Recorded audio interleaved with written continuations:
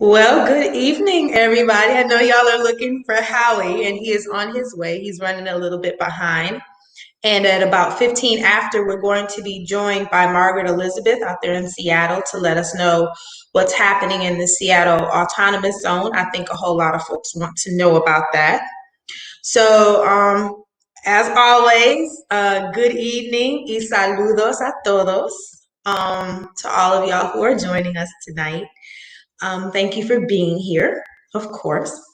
And yeah, y'all are stuck with me for a few minutes. So, I think that is pertinent that I don't know if folks were checking their news feeds today, but Target decided to commemorate Juneteenth Day as a holiday and make a big deal of it. And I was like, okay, I see you, Target. I see what you're doing. And so, for folks who are joining us who are not familiar with Juneteenth, Juneteenth is June 19th of every year. It is celebrated as a huge deal in some cities, including the city where I'm from, Milwaukee, Wisconsin. We've always had like a major street festival. It used to go all night when I was a kid, not so much anymore. But it's a great big deal. And basically what Juneteenth is, it's Black American Independence Day. It's the day that on June 19th, 1865 in Galveston, Texas, the word was brought to enslaved people 2.5 years after the passage of the Emancipation Proclamation, that the period of enslavement in this country had ended. And so there's 1,000 million different theories as to why that happened, why there was a 2.5 year delay. And so if y'all are interested in further reading about that, you can go to Henry Louis Gates has a website on this in his Many Rivers to Cross. And if you know who that is, he is a wonderful, wonderful African American historian. And so there's that. And then also Juneteenth.com. And that is a site by, I forget the gentleman's name, but he is a brother out of New Orleans. So if y'all are interested in finding out about more about Juneteenth, I encourage you to look it up. There's a lot of folks who are pushing, and rightfully so, to make Juneteenth Day a national holiday so that it's observed, all around the country. And I think that's a fantastic idea. I think it's a timely idea. Where's our Juneteenth film? Good question. Who gonna make it? I'm here for it. As long, I was about to say long as it ain't Tyler Perry. Let me be good. Happy early Juneteenth. How do y'all plan on making it easier to locally organize? Well, happy Juneteenth, Chabela Morena. Well, in the age of COVID, things are a little bit difficult. And I'm sitting here thinking, it's really cool that you asked that, because I was thinking at myself, it's like, how do we, because I'm interested in personally getting to know organizers where I'm from. I'm not a native of Florence, South Carolina. I'm originally from Milwaukee. And finding out who's moving things on the ground here, because I think that right now would be a perfect time to get people moving around teach-ins. There's so many questions about what community control of the police means and what the movement for Black Lives has called for divest, invest. And so I think that, this is a perfect time to be doing teach-ins about, in communities about this and having community discussions, but COVID. And, realizing that everybody does not have, online access, and just thinking about kicking it old school. Like, back in the days, you're outside, you got a public parks and nobody's interfering with you, bring the snacks and do, I guess, maybe a socially distant teaching where, we're trying to be as safe as we possibly can, but instead of, having the PowerPoint and access to, media like we would normally do, um, putting paper in people's hands. And so that's pretty much, where I'm thinking around. And of course, if y'all have suggestions around that, I am definitely listening because yeah. Paul is saying, hey Paul, I am not from the US, but in my country we have a process called Royal Commission, which is meant to deal with national crisis such as COVID or systemic racism. Is there anything similar here? Well, I think at one point, in fact, I know at one point there was a commission under former President Obama that was intended to deal with pandemics that was put in place to, have us somewhat ready. We don't have, I'm wondering if you're from the UK or Canada, we don't have the infrastructure in this country. I'm sure the whole world knows this, that would have, a national health service that would have, been able to strengthen infrastructure and, have that. So as far as COVID, we did have response for that, have something there for that. As far as like a department that deals with systemic racism, not so much. I mean, the EEOC,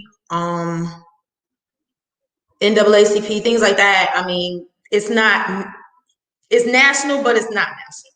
I like in the way that I think that you mean. So, hey, Robert, how can we combat Trump's new approach to dump money into policing in places like Chicago, all while Chicago public schools are closing down and are overcrowded? That is huge. Hey, Sandy. That is huge and massive. And that actually touches on the concept that the Movement for Black Lives is putting out about invest, divest. And what we've also said with our own platform, if you are pulling money these budgets, you are able to reallocate some of those monies. And how it can, how it probably expound on it a little bit more about, the fact that police budgets by themselves are not big enough to cover the wraparound social services that people in cities are needing. Communities are really needing, that infrastructure needs to be built. And so simply pulling money from police budgets alone is not going to do it, but that is a start. And that is one of the things that the invest divest is calling for, is that you're pulling the money, divesting from overbloated police budgets and reinvesting those monies in schools. And being that the fight for public schools in Chicago is something I have been involved in. I've got folks that I used to work with on the Journey to Justice committee, good people, G2 Brown, all them, hey. And so, I understand where, Chicago public schools have been defunded to, the point that they're hobbled. The same situation is happening in Milwaukee. And so one of the things we are calling for is reinvesting monies from these budgets and putting them into social services, and particularly using the community schools model to provide wraparound services to each community that has a school. So that's one of the things that I'm excited about. Hey, Margaret Elizabeth, she is here. Hi, Angela. How are you? I am well, honey. How you doing? I'm doing good. Thank you. Well, you've got things to tell us. And I think a lot of people are like seriously interested in finding out, what's happening on the ground. People have questions. And so we're excited to hear from you. Well, thanks for having me on. So I don't know where to begin with that, but what can I say? The situation. So I'm speaking from Seattle. I'm calling in. I'm talking to you tonight on the video from Seattle, and I've been on the ground here at the Seattle, or the Capitol Hill Autonomous Zone, the Capitol Hill Occupied protest. There's a couple of names kind of floating around for it right now. For me, as somebody who lives here and is here, it feels like the designation CHAZ, the Capitol Hill Autonomous Zone, is like a geographic location, and Okay. the Capitol Hill Occupy protest is going on in that location. Okay. So it's like two names for like one place and one kind of movement that's happening there. So Like the place and then the activity that's happening. exactly, and That's it's beautiful. changed. Like it's really changed a lot and very fluidly here on the ground in Seattle. So if you've been watching the situations, I'm sure all of you have around the country, maybe even around the world, and it is worldwide now. So not just here in the States, but if you were looking at the situation taking place here in the United States, and if you were looking here at Seattle, we have a long history of protesting against police brutality in particular.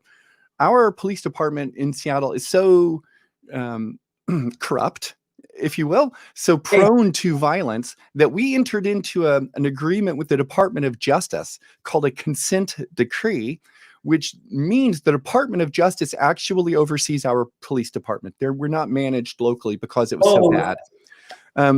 And so when we started our protests here, as you've seen the footage, the Seattle police were defending every bit of street pavement, with basically everything they had other than live rounds. They're rubber bullets and tear gas and pepper spray and CS, and all of those things are technically distinct. And it's a weird semantic game. I'm going to be all over the place for just a second, but it's a weird semantic game that the government plays with this kind of stuff. For instance, in our city, Mayor Jenny Durkin, Democrat, promised that they would not use tear gas for 30 days. mm, Right? No more of that. Okay. And the very next day, they used chemical irritants. Now, for you and me, and for most people, the word tear gas is just slang to mean any of that all of that. chemical stuff they're spraying on us, right?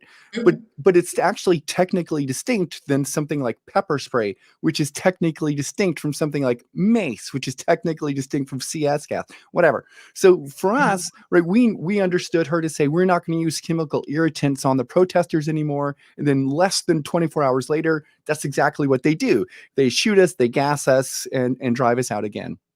So that's been the policy and the habit of the Seattle police for decades now. They'll tell you one thing and then do something completely different. And the level of arbitrariness is striking here in our city. Okay, so as you know, the Black Lives Matter protests kick off with the murder of George Floyd. There's a lot of other issues that are going on right now. So there seems to be like a perfect storm of opportunity to be out in the streets and demanding change, unlike in the past. As somebody who's been in the United States for more than 35 years, I've seen several huge protests of social demand for justice erupt over specifically police brutality towards people of color.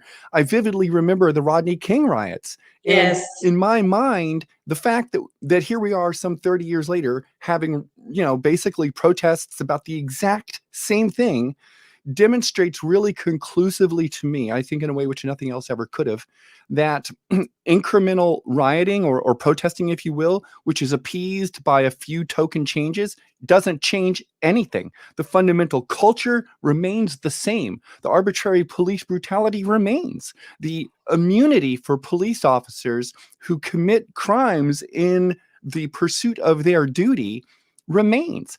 I personally, so that struck me really, really significantly. Here we are 30 years later protesting the same stuff for the exact same reasons, and nothing has really changed. And it's been happening year after year. Maybe it was always this frequent. Maybe it was. I don't know. But I tell you what I do know. With the rise of cell phone cameras and the rise of people recording all of this stuff, it's clear that it isn't one or two bad apples here and there in one big city police department or something. And these small towns are all full of, good cop people or whatever doing like community service stuff. That isn't the case. This is ubiquitous. It's nationwide, and it goes from the big metroplexes all the way down to the smallest little hamlets in our society. And it has to be, I think, something which we address with serious minds, looking for serious solutions, because this is a serious problem. Most of the things you see as solutions for this aren't very, very serious. But divesting from the police department is a real serious response to this problem. So here we are in Seattle. and we're protesting, and we're in the streets, and we're asking the police department to let us march past it. Okay. Just march past it on the street, and they're refusing to do so. They're like, no, can't do it. So they formed their cordon, and back and forth Mhm. we go for about 10 days, at which point Jenny Durkin says we're not going to use tear gas anymore. Then they use tear gas again, and then the very next day the National Guard and the police are out in the streets, and they're installing huge concrete barriers in the street, like bolting them to the ground. About Oh. 6 hours later, the police are back out there, or this time the construction workers are back out there removing those barricades. They then remove those barricades up, the concrete ones. They leave like the the orange and white striped barriers Mhm. to fill with water or whatever. They leave those out there. They then have some construction workers put plywood on the windows of the police station. They run some chain link fencing in front of it, and then walk away. And they say, okay, Wow. you can protest here now. But then, okay, so they say to us, you can protest here now. Please peacefully do so. But they then go to the businesses, and this was all proven to be false, right? This came out the day after. But so the police spokesman comes on and is like, okay, we're going to let people protest. We're going to let everyone do their thing. But we've had credible threats of arson to the police station and to businesses around. So we just want to let you business owners know that we're on hand, ready to spray like flame retardant foam on the buildings, and to come in and really help you out if we need it. Mind you, there was no credible threats, and the very next day, a different police spokesperson had to come forward. Actually, it was Chief Best, who had to own it and say that they were. Well, she didn't say they lied about it. Of She course said they they were didn't. mistaken. But how do you mistake credible? So They misspoke. they have misspoken. What we're seeing right now here in the city is a pretty big departure in who's commanding the police forces.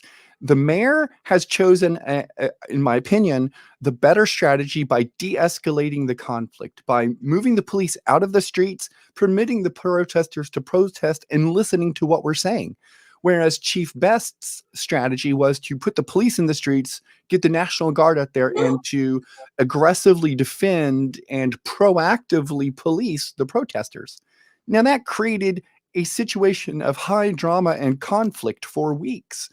The moment they step back, we walk into the space, right? We walk up the streets. There's a bunch of yelling, a bunch of chanting. We set up a movie projector. We have a couple of movie nights. We've got food, like Love stalls it. and medic stalls. And there's a band set up who's playing basically. The band's name is Martial Law, which is a great name for a band to play at protest stuff. So there's just that. But I anyway, we're out love there it. and there's street artists all over, and it's changed. And I really want to be clear about that. Like, how it feels there is different. It's still a live, active protest zone. But if you look around the rest of the world and you look around the rest of our country, you'll see live protest zones don't look like this. This looks more like a block party, like Okay. street festival kind of thing. I've never seen anything like it. It feels very strange to me because of this, but I still think it was the right plan. We just saw a plan today from the city of Seattle, who released it on Twitter with a map showing how they're going to honor some street barriers that we've put up, and they are going to show how they will use their police, their fire department, and their ambulances to move through the zone. Here's the roads we'll take, but no police officers, just fire and medic. And so I think that that's a serious response to the protesters' demands on the street. It recognizes the issue that we collectively as Seattleites have with the Seattle Police Department, and recognizes the needs of other citizens in the area to have access to fire and medical services. Mind you, there are plenty of facilities and stuff in the Chaz, but that's different than having to go to a hospital, right? Of course. And I guess we can talk about this now because this is a good segue to that. The Yes, needing to go please. to a hospital bit is like becoming a factor more so than it used to be. So when we were there initially protesting, most of our worry was coming from the police towards us. So you might need hospitalization for, some sort of police brutality, getting shot with a rubber bullet or gas inhalation or something like that. As you might know, there was a woman here in Seattle who got shot with a I think it was a rubber bullet in the chest, and she went into multiple cardiac arrest and eventually died from it.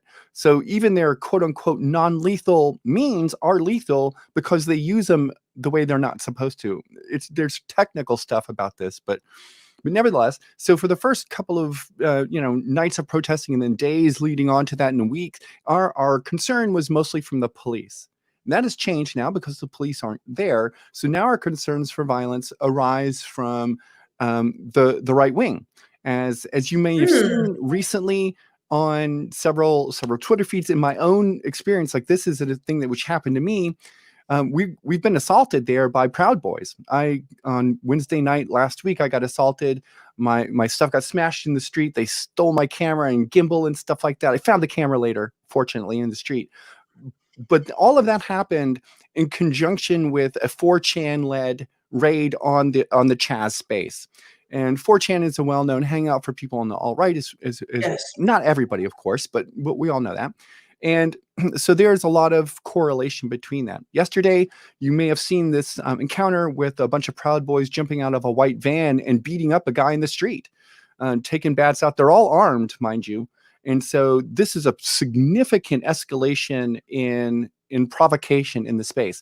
They came with the Proud Boys themselves in their Proud Boy uniforms, came armed to the space, stood in the middle, and started, which was strange to me, a street preaching kind of thing, like you are all godless and all the queers are going to die, and all this kind of like normal kind of stuff that you would see out of like the right wing religious aspect of things. And so they were bringing that in. They're bringing in their ethno racism and right into the middle of it, and they're doing it to be intentionally provocative. And I think that's really important to point out. They're not part of this protest. They're part of any kind of social change for good, right? They are regressives who are reactionary to these progressive ideas that we are trying to have advanced in society. They're bullies. Yes, they are. Like I called them, like I chased them when they robbed me. I don't know what I was thinking. So like it happened, right? They snatched my stuff and smashed, and I yelled. I started yelling, and I saw that one of them running with it. So I started chasing him, and I start yelling, and some of the community members eventually they catch the guy. We get around. We're out of the Chaz. We're up on a whole other street. We're on Broadway, like the main strip through downtown. It's not too downtown, but like through that part of the city. You know how cities have like different main roads, but so it's like that main road there. So we're out on that main road. When a big group gets around, they catch the kid, and like they hold him for me. I finally get up to the group, and then like I'm trying to grab him. His friends are like trying to keep him away from me. Some guy has a bat, and the tension escalates. And I'm wearing like protective gear. I've got a helmet and vest on, and high vis vest because I want to be very clearly visible. I'm not an agitator over with like the Antifa group over here doing perhaps looting things, and I'm not with any kind of white right nationals kind of advocating provocative actions in the group. I'm here just to document it and look at it and be part of the history of it.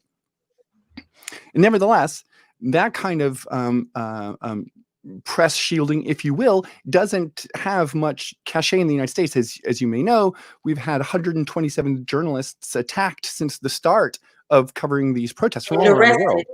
Right, directly attacked. So we know being in the press and having a neutral observer position to document doesn't give you any particular immunities. Nevertheless, I'm there in that kind of like neutral position. I'm not trying to do anything one way or the other. But I will tell you, I personally got offended and very upset when the police gassed me and shot me with pepper balls. I really lost my temper about that. And fortunately, my video cuts off when I when I lose my temper. But I took it personally. So a couple days later, these kids snatch my shit. Pardon me for my language. Oh my gosh. And so like they take off running, I take off running, they all get away and everything later, and it all gets out on the news. And it's important to see that. It's important to see what's happening here. This is a real place. It's not like some idealized utopia. This is a real place with real people trying to address real problems. And other people have other agendas, and they're coming into this space to try and provoke people and to try and show, oh, look how unsafe it is, or something like that. And it is just as safe as every other big city that you've ever been in. Like, I don't know where any of you are from, but if you don't live in a big city, you might not be aware of how stuff in big cities works. But there aren't police officers like on every corner. You're not just walking down the street. Excuse me, police. That's not how it happens. No. Big cities have crime statistics, and it's just a random sort of thing. And this is a big city, and it has just random stuff in it, right? So it's not any more or less anything one way or the other. And there's a couple of rumors too that if I could dispel directly, I'd like to, because some of them seem, for me, really outrageous.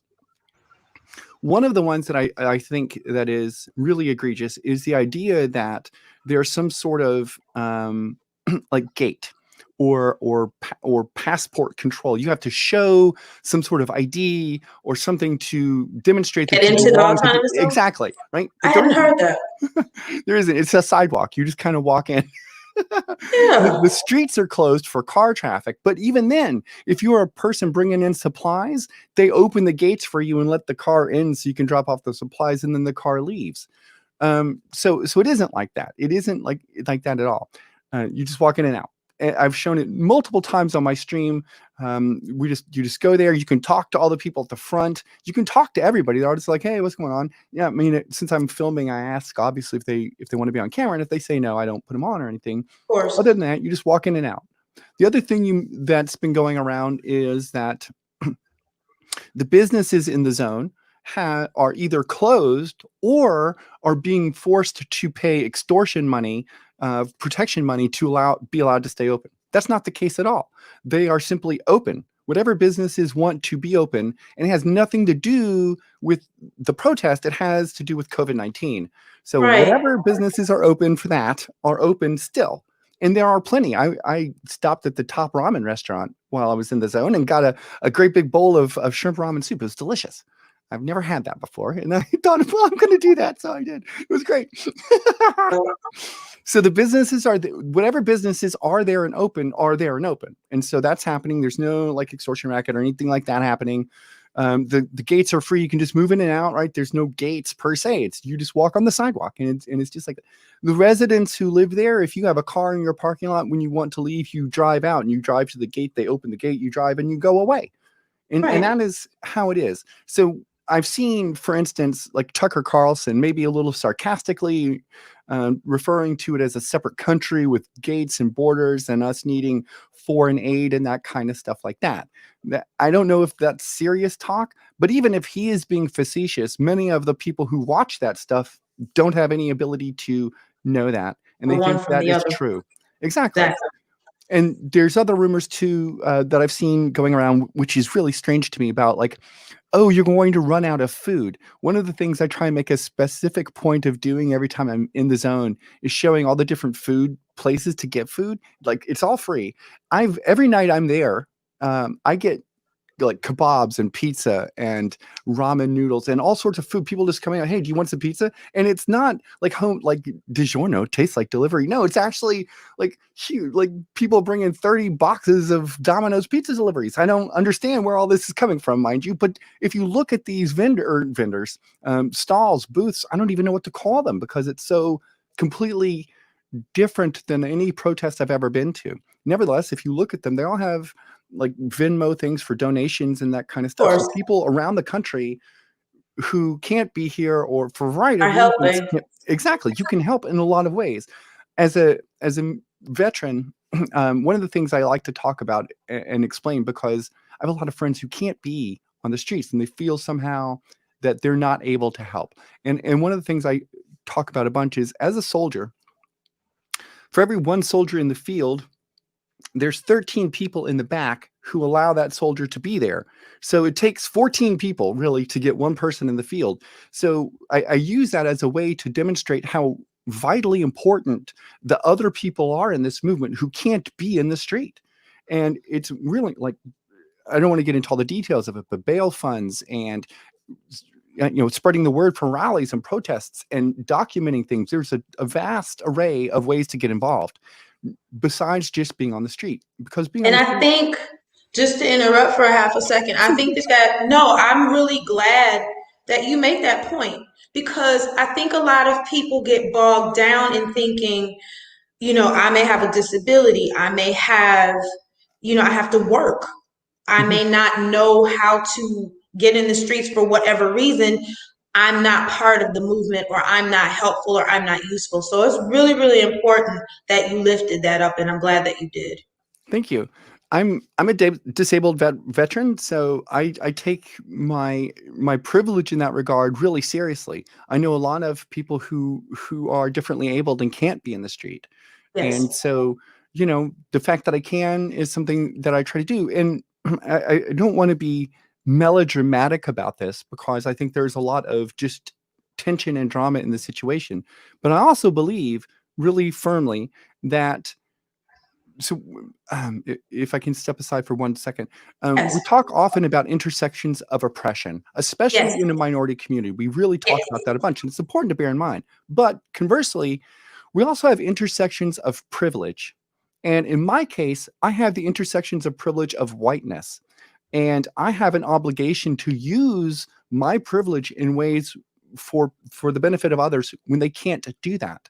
And that means for me, in a real practical, the real politic of it is, in a situation like this where I can be in the street, that means I need to be closer to the front so that my white body is shielding my comrades.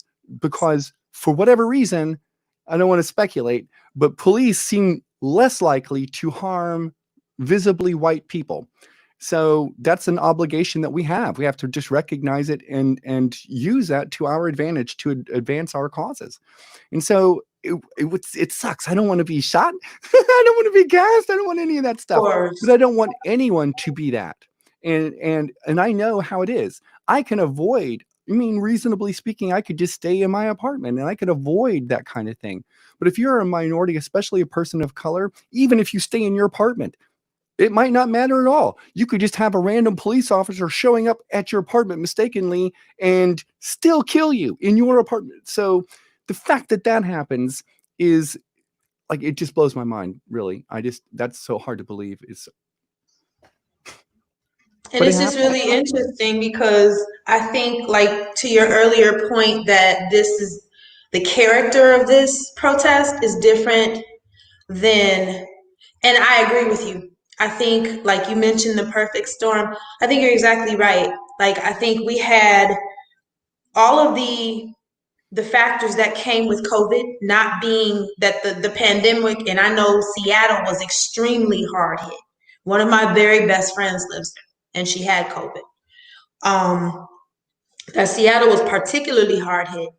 And thinking of all the fact that this pandemic was mishandled on the level that it was, and it continues to be, that people are financially pressed, that people are also dealing with the stress that comes with this. And underneath this pandemic, you still have these murders happening. And it's, it was, it, I think it was inevitable at some point. Something had to give, and this was it. And I think that the difference in character with this is that people are refusing to be pacified, and that people are spotting pacification techniques, like painting Black Lives Matter in the street and calling something Black Lives Matter Plaza is really cute. We want structural change. We want structural change. Nothing less than structural change. I mean, it's cute. It's a great optic. Appreciate that. But we want structural changes, because if we do not get structural changes, this will continue to happen. And even as the uprising is happening, they're still finding people.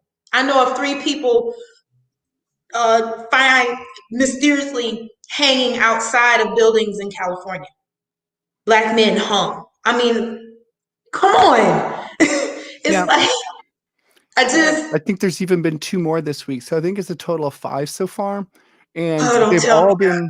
they've all been ruled the same thing. So there's just no way that's the case, right? No, Like, see, there's as it turns out, we can have feelings about this stuff, but generally speaking, feelings are subject to being mistaken. Fortunately, we also have science.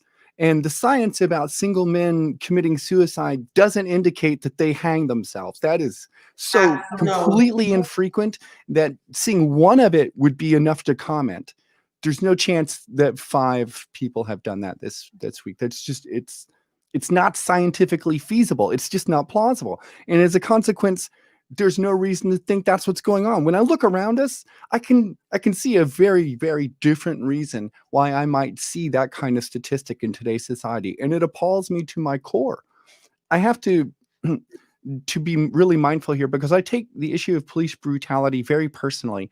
My first experience with American police, I moved here when I was a teenager, and it was horrifying. My experience with American police was in Houston, Texas. And I was hanging out with a black friend of mine, and we were just walking home from another apartment, going somewhere. And I had my first encounter with American police. I had no idea what it was, mind you. And to put this in context, so I can kind of explain this, I grew up in Libya, so I'm used Okay. to like Gaddafi's police and that kind of thing. And American police are worse in every possible way than Gaddafi's police were. And I had encounters with Gaddafi's police. It's not like I was some little, angel innocent kid or anything. I did kid stuff. Right. And here in the United States, doing kid stuff, ended up with 5 patrol cars, 20 officers, helicopters, and me being asked, well, requested. What do you call it when they're beating you and asking you to do a thing? Requesting? I'm not sure, but they requested me to implicate my friend. My friend was completely innocent, had done nothing wrong at all. And the police are telling me, look, you're a white kid, and we'll go easy on you if you tell us that your black friend did a crime. And I'm just looking at them like, what are you talking about? This was right out of a movie. I'd never seen anything like it. It was the most bizarre thing to me. In fact, I want to be honest with you, Angela, until I moved to the United States, I kind of thought the way that the police were portrayed here was overblown and just hyperbole to sell movie tickets and stuff. I think a lot of people think that. I was so completely shocked and so wrong about it, and I have been wrong about it continually my entire existence here in the United States. And at some point or another, you have to realize that the stories you read were wrong. They were propaganda. They're not how it is. And how it is different than what you read. And those two things produce a cognitive dissonance. I know for me, for a long time as a new American, I didn't really want to address that. I wanted to say stuff like, oh, well, it'll just get better on its own. People are aware, right? People know now and things will just get better. But it doesn't just get better. It doesn't just happen. You have to make it better. You have to build the change you want to see, which is why I'm really proud and happy to be part of the Green Party, because this is a political party which puts its money where its mouth is. In fact, we've got more mouth than money. So we put most of our effort into building an actual change that we want to see in the world. That means running politicians. That means creating structures, engaging the community. It means it in a real way. And it's not like a thing that we get voted into office on, right? That's not our deal. We would like to, but we're still putting in the work and still making the change because we live in this society. It only gets better if we make it beber. I want it better. Exactly. You want it better. And so does everybody here. And I'm not sure how many people are watching right now, but I personally, I would like to issue you a call to action. If you have an opportunity to participate in this movement and you've not done so yet, please consider it. Make a donation. Go to a protest. Like, it doesn't have to be a violent one. Just go walk, go march with people. We had a massive silent protest here 2 days ago. 10,000 people walking for miles with no chanting, nothing. We're just walking in silence to honor those who have fallen in the face of this ongoing police brutality. And I think we have an obligation. History is going to look at us for how we respond to this situation. And right now, like, we were all living maybe not all of us, but many of us were living in the United States when Ferguson happened. Oh, How that didn't produce the change, and is I think directly attributable to the fact that people had to go back to work. People and going back to work and having those obligations of rent and all those obligations that have to do with your job require people to sacrifice their time and to go out. But now with COVID-19, we're in the midst of the Great Depression again. There's no jobs to go back to. So there's no pull on these people to have them stop protesting and stop demanding change. There's literally nothing left to lose. And the only thing we have to gain is justice, freedom, and accountability. I want that. I want that for me. I want that for our society, and I demand that of our police forces. Ashe. Howie has joined us. I don't know how much of that you caught, Howie, but what she's been saying is just, yeah, I think it's exactly what we needed to hear tonight. So, where you want to jump in? Hi, Well, Howie. I'm just catching up. Although I see somebody named James Van, if that's James Van in Oakland, we haven't seen each other in a long time. It's good to see you here. If it's a different James Van, nice to meet you. No, I'm just really, really excited about the possibility of, and the fact that, you know, spaces like the autonomous zone are modeling what is putting the teeth in what we're saying, that this can be done and that it's not a perfect process. And I think that's something also that people need to understand when we're talking about community control of police and community, you know, investing in community and the people rebuilding community and supporting it. I think that people need to understand that that's not an overnight process. That it's not something you snap your fingers and all of a sudden, like you said earlier, it's not a utopia. This is a work in progress, but you are proving what is possible. And I think that really needs to be something we lift up. And you right on time, Howie. No, I'm kidding you. Call me Kenny G. Hey, what does policing look like under a green administration? You want to ask the president? All right. Well, let me take off from where the movement's at right now. I mean, I'm very hopeful. We have first time in my lifetime going back to the '60s. Urban uprisings were black. The anti-Vietnam War movement was white, and we've seen that division until now. And now we have a multiracial movement in the streets calling for an end to police brutality and racism. And that's really significant. So the movement has thrown up demands. They got a lot of demands on police practices. Stop the chokeholds. Don't do these no knock invasions. Show us your misconduct records. New York just passed a dozen of them statewide. And we're seeing even Trump made some gestures today. So that's one thing. But the problem is, the fundamental problem with policing is the police themselves. And that's why they can commit crimes and murders with impunity.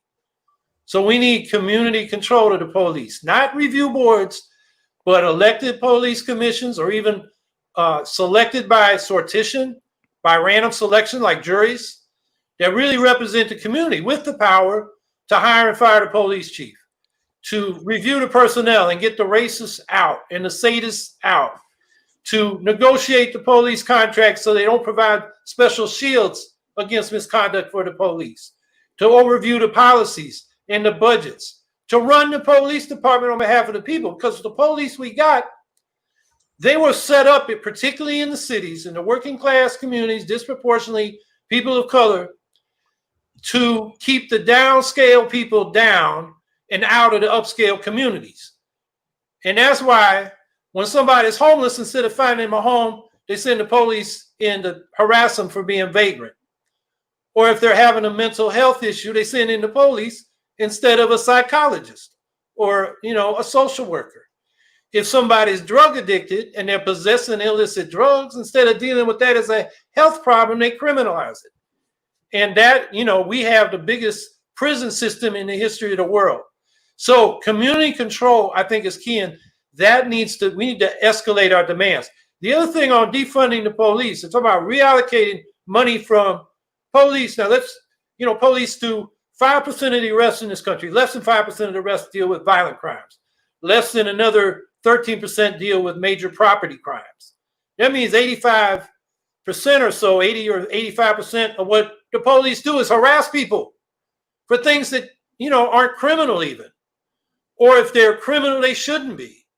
So you could take 80% of a police department's budget, put it into social services and community investments, And it's just a drop in the bucket of what communities that have been excluded, segregated, discriminated, and exploited for generations.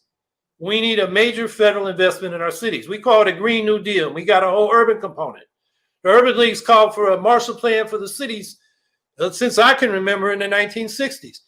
So we got to up the ante there. It's not enough just to defund the police and reallocate those resources. We need the federal government to step up. So I hope the movement can raise those demands. And then a third demand I think is key. The biggest single category of arrests are drug busts. And something like 45% of federal prisoners are in there for drug offenses.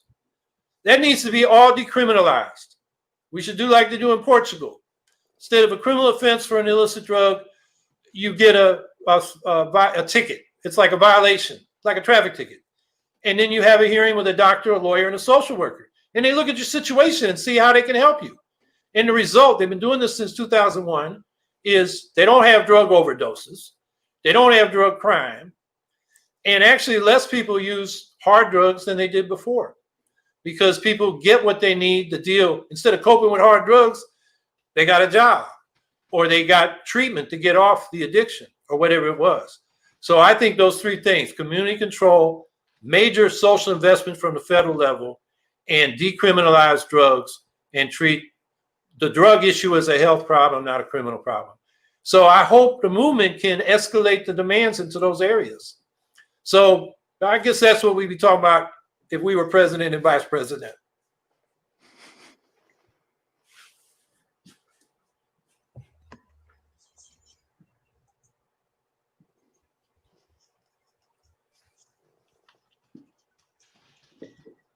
James Van One. How do you capture the youth vote for the Green Party? It's a really good question. I'm not a youth. My assistant is. I think she was the co-chair at one time of the youth wing of the party. And I think that one of the things that I am personally excited about with this movement, and Margaret can back me up on this too, and so can Howie, is young people leading. This is not us old heads running these movements. It's these young folks. And so, yes, please. And I think that getting youth involved means, you know, what Howie and I have been saying all along, and something Margaret speaks to too, is developing relationships in our communities with our young people, with, you know, the folks who are moving and agitating for change, and letting them know who we are, letting them know what we stand for, letting them know how we can be helpful, but not trying to drown them out, not trying to usurp their position, not trying to tell them what to do. And so I think that, you know, getting young people interested in the Green Party, especially at this time when so many young folks, more young folks are talking about socialism or are open to ideas around socialism and around environmentalism than I think I've ever seen in my life.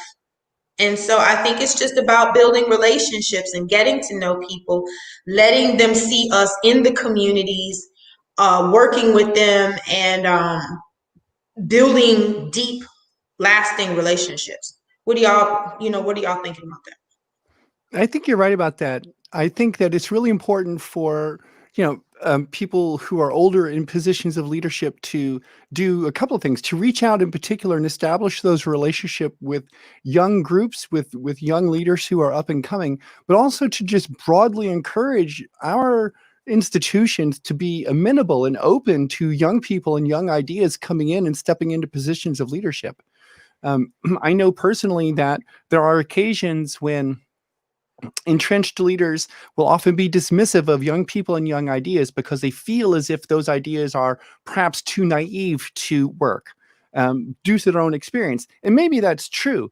But the point of having a young leader is that kind of passionate energy which can advocate for you kind of idealist goals, which, and I don't mean to speak for anyone other than myself, but for someone who's a bit more, let's say, cynical in the political process, I sometimes don't view idealistic goals with the same energy that I would something more practical. And so I think it's really valuable to have that passionate core that shoots really high for the star. You shoot for the moon. You got to aim for that, but you also have to have this practical, pragmatic side that makes sure that you take these incremental, solid steps to get to where that idealistic goal is. So I think it's really important to have this melding of that kind of passion and energy and experienced leadership, which we can bring together collectively.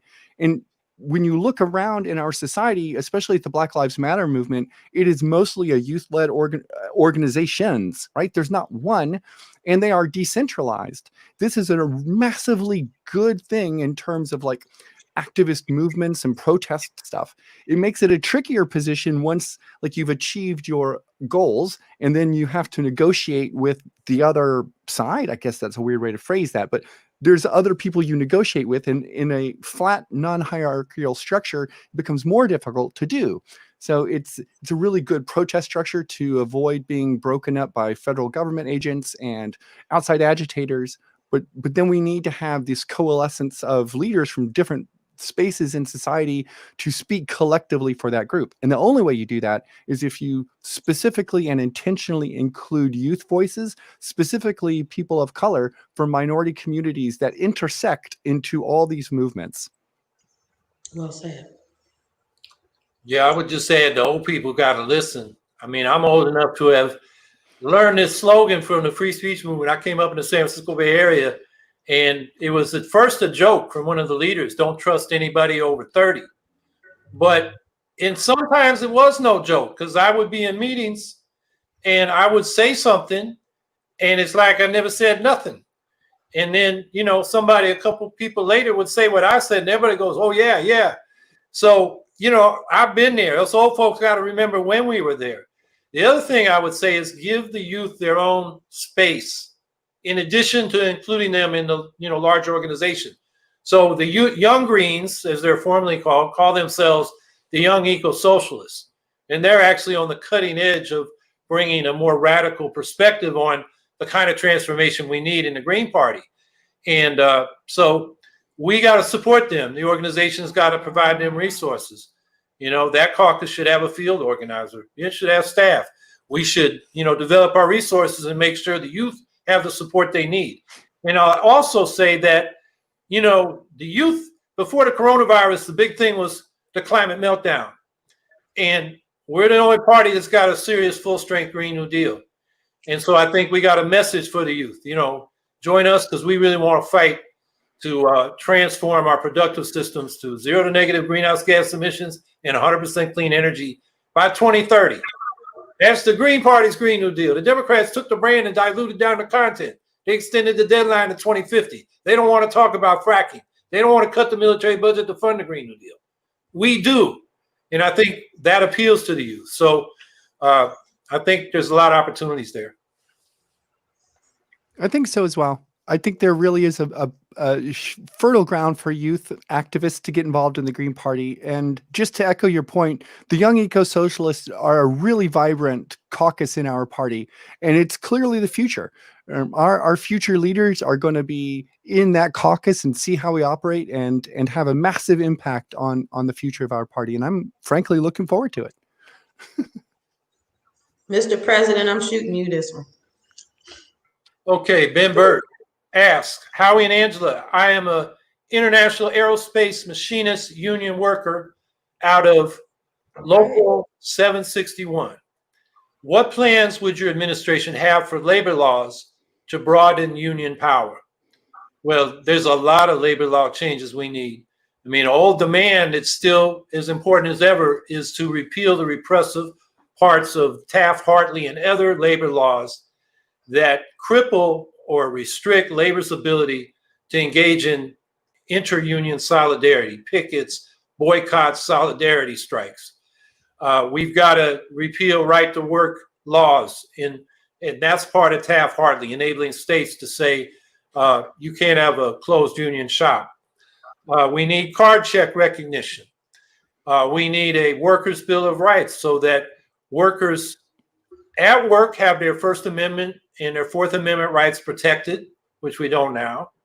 That we have the right to know the materials that we're working with, that we can appoint workers to be inspectors on health and safety issues with the power to stop production or work if it's not safe and have that resolved. I mean, there's a whole range of things. I put out an article last Labor Day where I outlined a whole lot of these things. So there's a lot of work that's got to be done in labor law. Then we got to get people on the NLRB and the labor department that actually are for working people. Right now, we got people against working people. Come on. And the department is supposed to help working people. So, yeah, I mean, you got 2 workers for the White House here. I'm a retired Teamster. Angela's a truck driver. We know what working people have been going through, and we don't like it. Working class life expectancies are declining in this country. It's unheard of for a developed country. It's a real crisis. It's a life or death issue when you got to choose between going to the doctor and paying your rent or your utility bill. So there's a whole lot in that field, and that's really one of the central themes of our campaign. And one of the things I just want to piggyback on you with, Howie, is something that I've said since I, did the work with the transit union. One of the things labor has to understand is that it needs to go back to its roots.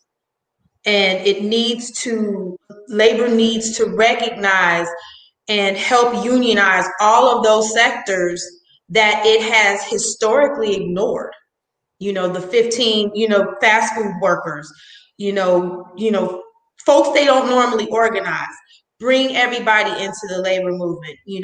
There's history of labor acting as gatekeepers, keeping folks out of jobs. And I want labor to go back, touch its roots, and this time moving forward, we get everybody. One more reform that doesn't get talked about a lot. It exists in Montana and it exists in most European countries. And that is, they can't fire you without just cause. And what that means is, the company can't decide, we're going to put, the boss's nephew in your job just because we want to do it. The just cause has to mean either you weren't performing your work or for economic reasons, they have to have layoffs. And that would protect a lot of people, particularly in small businesses, where you don't often have union contracts and, organized protections. And that's a law that we should have had in this country a long time ago.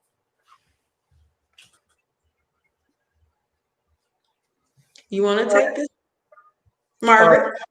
I'm pitching it to Margaret. Me? You here. I am here.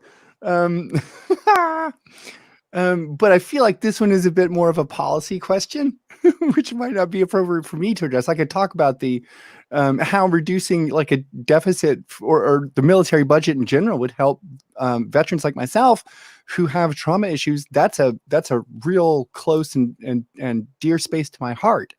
And what I would tell you is probably the case that So I'm a former homeless disabled veteran, Daryl Burton, with PTSD, and I'm for reducing the military budget. How will your plans affect the active duty vets or active duty and veterans?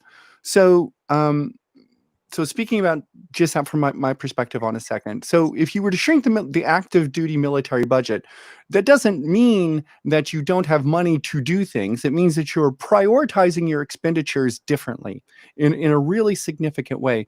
And leaving aside active duty for a second, right now, if you look at the VA situation, it is deplorable. The Veterans Administration is the largest HMO in the country, and we have a horrifying track record of dealing with patients in a timely manner.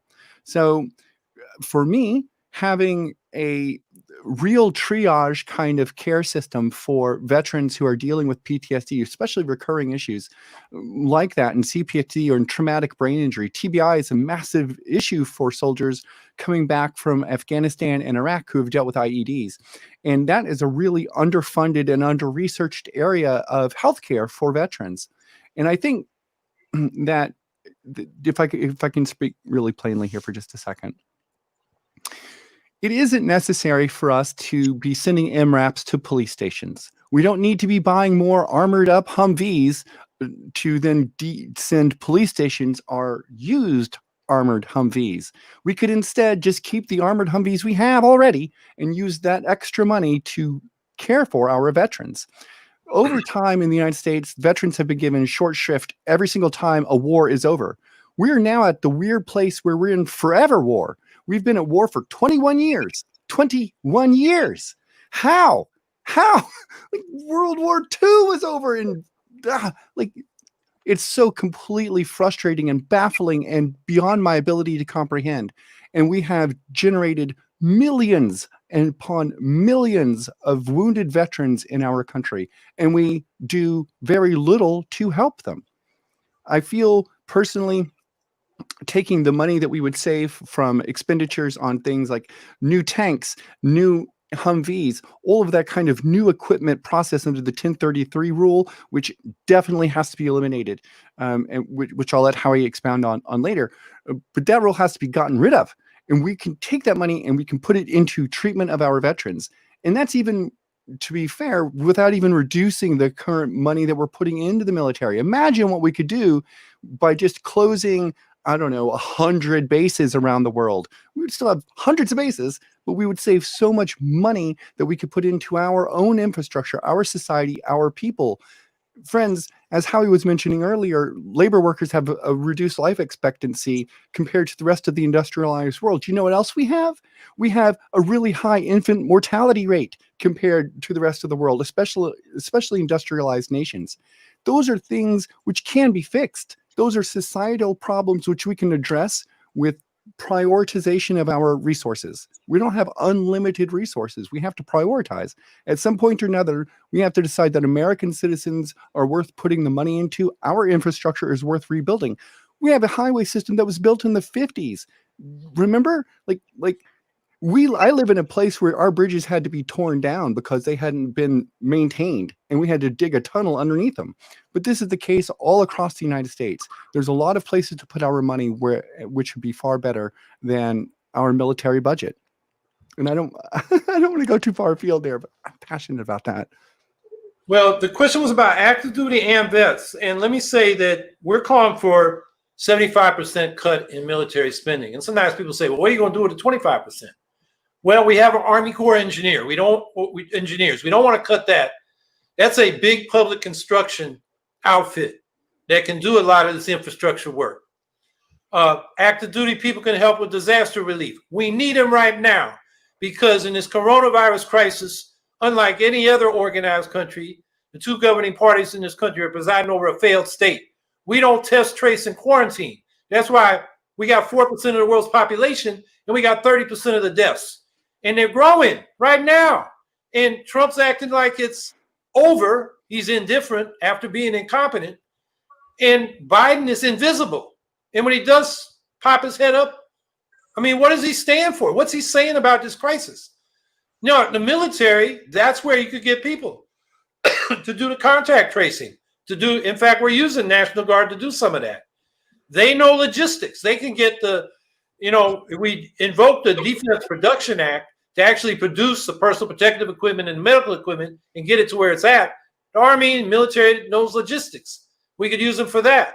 So there are useful things that this much reduced military service could do. So that's what active duty people would do.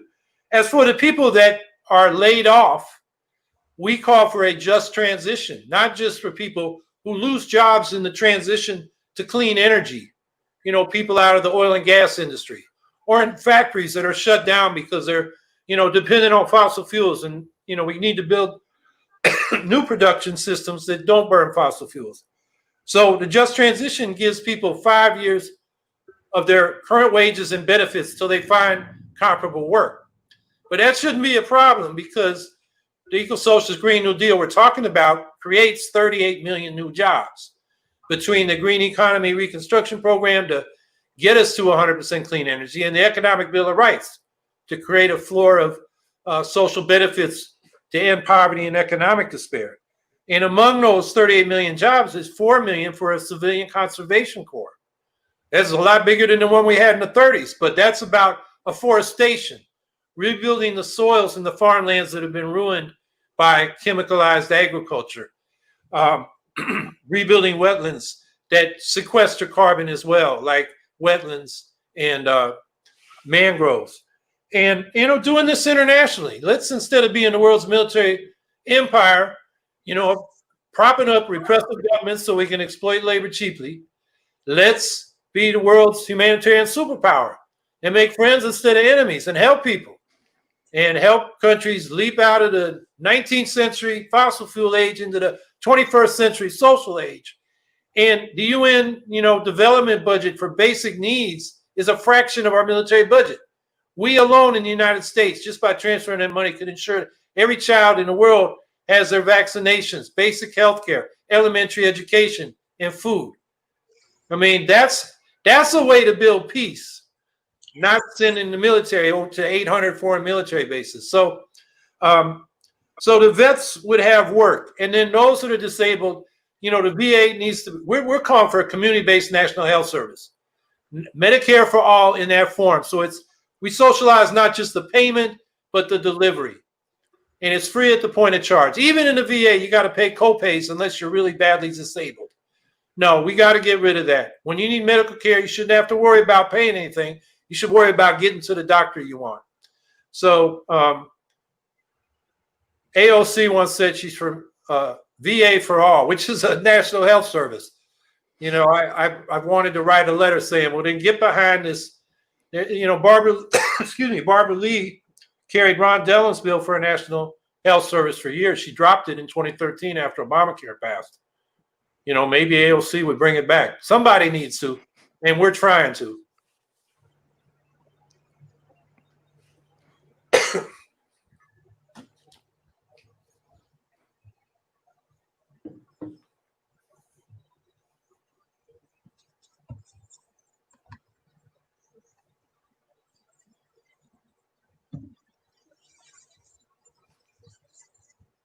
We're coordinating efforts on here. I see. So, I see we're done, but does that mean we're not streaming anymore? Because I don't know if that's what that means. Well, yeah, we usually run these for an hour. So I think the boss is calling it. Yeah, right, fair. we just work here. So anyway, any last words, Angela or Margaret? Well, Margaret, you're our guest, so yes, please. Oh, well, thanks for having me on. I really appreciate it. I'm happy to talk about my experiences here on the ground in Seattle and just my experiences in general and my perspective. So thanks for giving me a chance. Thank you for making space to be here with us. We really appreciate you. Of course. And I mean, y'all already know what I'm going to tell you. Please stay safe. There is a pandemic still happening. People are living their best life. Like, this virus is politely gone away, and it hasn't. Places like South Carolina, where I am, are seeing spikes.